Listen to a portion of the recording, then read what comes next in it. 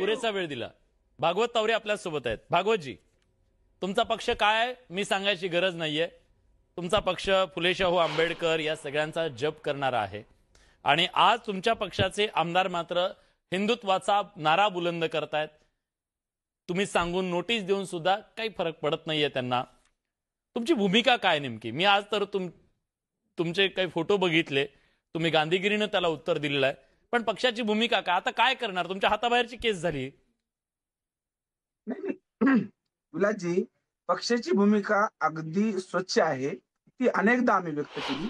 आमच्या पक्षाचे प्रमुख राज्याचे उपमुख्यमंत्री अजितदादा पवार यांनी आपण जे आमदारांच्या संदर्भात बोलतात त्यांच्या संदर्भात अगदी कठोर बाबतीतले वक्तव्य केलेली आहेत आणि 3 दिवसाचा जो पिरियड आम्ही त्यांना दिलेला आहे, 3 दिवसामध्ये ते पक्षाला उत्तर देतील। जर सकारात्मक उत्तर नाही आलं, जर पक्षाला असं वाटलं की हे सकारात्मक उत्तर नाही, तर यापेक्षा कठोर कारवाई करू, असं अजितदादा काल पुणे या ठिकाणी म्हटलेले आहेत। ते भाजपमध्ये आमची भूमिका अगदी प्रांजळ, पक्षामध्ये एक शिस्तभंगाची कारवाई असते त्या पद्धतीने शिस्तभंगाची कारवाई केली जाईल। आणि पक्षाचे प्रमुख जेव्हा असं म्हणतात अगदी कडक शब्दामध्ये, आम्ही गप्प बसलेलो नाहीयेत। इतर पक्षाचे आमदार ज्या पद्धतीने बोलतात आणि त्यांच्या पक्षाकडून कुठल्याही सूचना त्यांच्या आमदाराला जात नाहीत, आम्ही मात्र आमच्या आमदाराच्या संदर्भामध्ये आम्ही स्पष्ट भूमिकेमध्ये सांगितलं जे काही बोललं जात आहे। भागवतजी, कन्फ्युजन तुमच्याकडे पण आहे ना। मला सांगा, तुम्ही भाजपच्या सोबत कट्टर हिंदुत्वाचा पुरस्कार करणाऱ्या भाजपसोबत सत्तेत बसता आणि त्यांचे विचार मानू नका म्हणता। आमदारांची पण गोष्ट आहे ना, एकतर तुम्ही ठरवा आम्ही यांच्या विरोधात आहोत, फक्त सत्तेसाठी त्यांच्या सोबत आहोत, त्यांच्या विचारांशी नाही, असं कसं चालेल? आमदारांची पण कन्फ्युजन झाले ना। जेव्हा लोकप्रतिनिधी एकत्रित येऊन सरकार चालवतात ते एकाच विचारसरणीचे असतात असं कोणी सांगितलं? भारतीय जनता पार्टी सोबत मुफ्ती महबूबा सोबत गेले होते काश्मीरमध्ये, आम्ही त्याच्यावरून थेट आयडिओलॉजी तर शेअर नाही करत ना। आमची आयडिओलॉजी ही पुरोगामी आहे, आमची आयडिओलॉजी शाहू फुले आंबेडकरांची आहे। जवळ बसल्यावर घेणार ना ते सगळं, जवळ बसले समजा विचारांची देवाणघेवाण झाली, आमदार त्या विचारधारेसोबत जात आहेत, आता हे तुमच्यासाठी संकट आहे मोठं। नाही, आम्ही स्पष्ट केलंय, जर ते त्यांच्या वक्तव्यापासून बाज नाही आले किंवा थांबले नाही तर पक्ष त्यापेक्षा कठोर कारवाई करेल। आम्ही थोडी गप्प बसणार आहोत।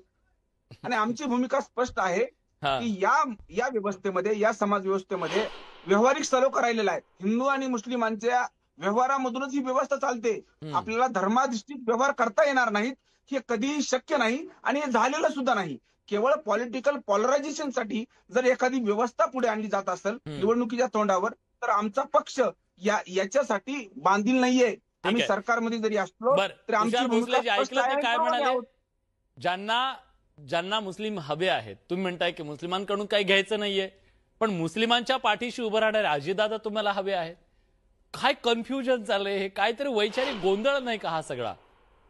काय करणार? सत्तेसाठी अजितदादा पाहिजेत, पण अजितदादाला मतदान करणारा आणि त्यांच्या अजितदादा ज्यांच्या सोबत उभे राहतात ते नको आहे। भागवतजींना 30 सेकंद। महाराज, झालं। अजित पवार यांनी राजकीय भूमिकेमध्ये काय करावं हे आपण न सांगावं, आपण नारदाच्या गादीहून वारकरी विचार सांगावा इथपर्यंत मला मान्य आहे। आपलं आव्हानही मरायच्याबद्दल आक्षेप नाही, मात्र धर्मावरून मत नाही केले जात आमच्याकडून धर्मावरून मतं होत नाहीत। आम्ही विकासाच्या भूमिकेवर राजकारण करणारी माणसं आहोत। ऐका ना, आम्ही मतदान केलंय तुम्हाला साहेब, आम्ही मतदान केलंय साहेब तुम्हाला, आणि तुम्ही जर असं बोलत असाल,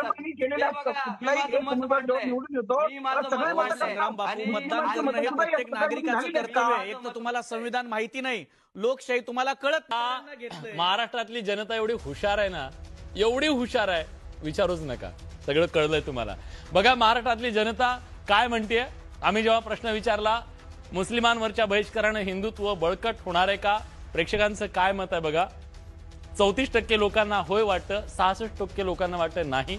मी म्हणालो होतो महाराष्ट्रातली जनता हुशार आहे। आजच्या बडे मुद्द्याच्या चर्चेत आपण सगळेजण आलात, आपली भूमिका मांडली, त्याबद्दल सगळ्यांचे मनापासून आभार। बडे मुद्द्याच्या चर्चेत आपण इथेच थांबतोय। धन्यवाद।